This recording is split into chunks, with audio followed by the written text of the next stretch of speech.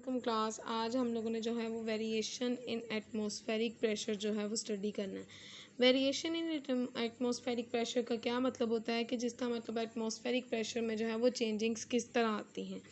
जैसे आप लोगों ने ऑब्ज़र्व किया होगा कि जैसे जैसे ऊपर की तरफ जाते हैं तो एटमॉस्फेरिक प्रेशर या हवा का जो तनाव होता है वो कम होता जाता है, और जैसे जैसे हम जो है वो नीचे आते हैं तो एटमॉस्फेरिक प्रेशर जो है वो इंक्रीज़ होता रहता है। इसीलिए एटमॉस्फेरिक प्रेशर माउंटेन्स पे जो है वो लो होता है और सी लेवल पे जो है वो हाई होता है।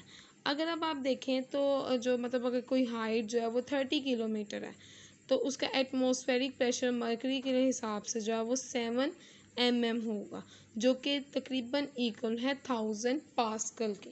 इसी तरह अगर ज़ीरो एटमॉस्फेरिक प्रेशर होगा तो इसका मतलब क्या है कि वहाँ पे कोई एयर नहीं है। If there is no air so there atmospheric pressure is zero. इसका मतलब क्या है कि एटमॉस्फेरिक प्रेशर जो है वो चेंज होता रहता है, और चेंज होने के साथ साथ अगर एयर ना हो तो एटमॉस्फेरिक प्रेशर नहीं होता। नेक्स्ट जो है डिस्कस करना है हम लोगों ने कि अगर एटमॉस्फेरिक प्रेशर हाई होता है तो क्या असर होता है और अगर लो होता है तो क्या असर होता है। On the hot day air above the earth becomes hots and expends. के हॉट डेज में क्या होता है कि जो है वो एटमॉस्फेरिक प्रेशर जो है वो इंक्रीज़ होता रहता है, या अगर हवा ज़्यादा जो है वो फैल जाएगी, एक्सपेंड हो जाएगी, तो एक्सपेंड होने की वजह से क्या होगा कि ज़्यादा एक्सपेंशन की वजह से एटमॉस्फेरिक प्रेशर जो है वो डिक्रीज़ हो जाता है। इसी तरह अगर चिली नाइट्स हैं तो यहाँ पे जो है वो एयर कम एक्सपेंड होती है। जब एयर कम एक्सपेंड होती है तो इसकी वजह से एटमॉस्फेरिक प्रेशर जो है वो इंक्रीज़ हो जाता है।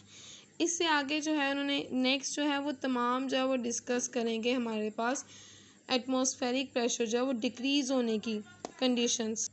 अब यहाँ पर उन्होंने हमारे साथ डिस्कस किया है कि अगर ग्रेजुअल या एवरेज जो है वो एटमॉस्फेरिक प्रेशर जो है वो डिक्रीज़ होगा तो उसकी मतलब क्या है कि जो नेबर वाले इलाके हैं, करीब वाले इलाके हैं, उनमें जो है वो एटमॉस्फेरिक प्रेशर डिक्रीज़ हो जाएगा, ड्रॉप हो जाएगा।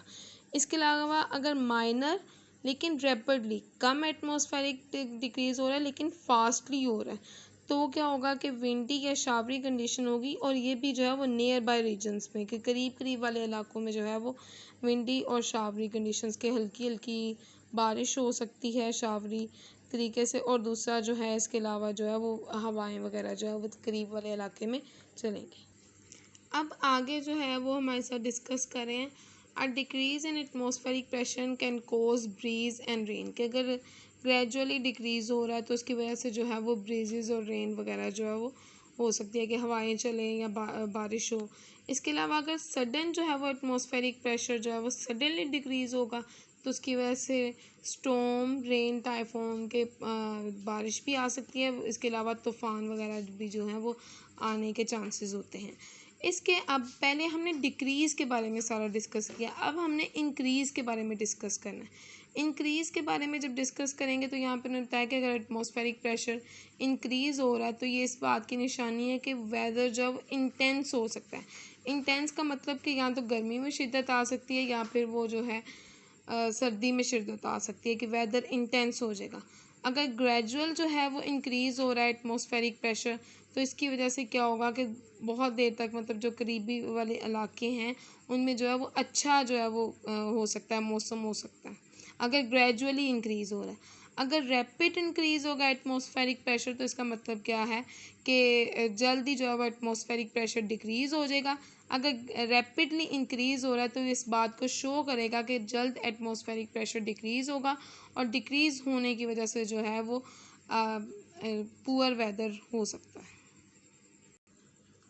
आज के लिए हमारा इतना ही टॉपिक था। आप लोगों से मैंने ये बात डिस्कस करनी थी कि नेक्स्ट जो है अब गवर्नमेंट ने जो है वो स्मार्ट सिलेबस हम लोग को दिया है, जिसमें हम पूरा चैप्टर जो है वो डिस्कस नहीं करेंगे, बल्कि गवर्नमेंट ने चैप्टर के कुछ सिलेक्टिव टॉपिक्स और सिलेक्टिव जो है वो शॉर्ट और न्यूमेरिकल्स, तो आगे जो है हम सिर्फ उन्हीं चैप्टर 7 में से उन्हीं जो है टॉपिक्स को गो थ्रू करेंगे, और इसके अलावा जो है वो आप लोगों को जो पिछले चैप्टर्स पढ़ लिए गए हैं उनके भी टॉपिक्स वगैरह जो है वो बता दिए जाएंगे कि इनमें से कौन सा टॉपिक करना है आप लोगों ने और कौन सा टॉपिक नहीं करना।